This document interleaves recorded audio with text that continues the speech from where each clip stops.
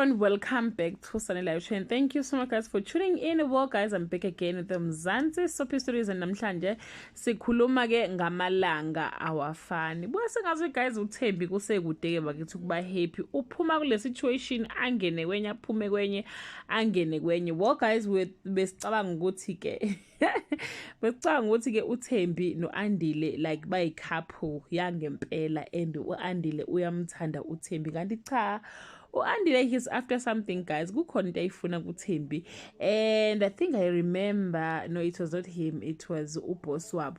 uThembi wamtshela ukuthi yena ke usayivirginiswa akazathintwe, so akafuni ukwenza njengamanje lokho ke. So namhlanje guys ke uAndile uzothela ke uThembi iziyobisi noma ke idrug ezomenza ukuthi alale angakhumbuli lutho ukuthi kwenzekeni. But ke uDulas ke will save the day njengoba ezoqhamuka ke ngathi ngakenzekile lutho, but he will save uThembi, which I think guys uAndile befunelana noThembi. Ngingazi ke mhlawumbe khona uyo ngaphi kwalokho njengokuthi mhlawumbe ufuna ukumthumba, we don't know.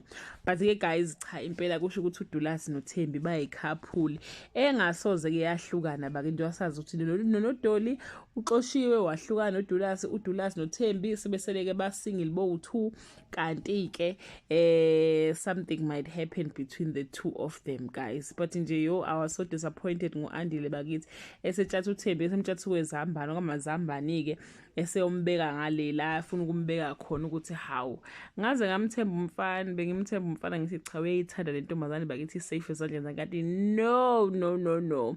So yeah guys, that leaves us to the end of this video.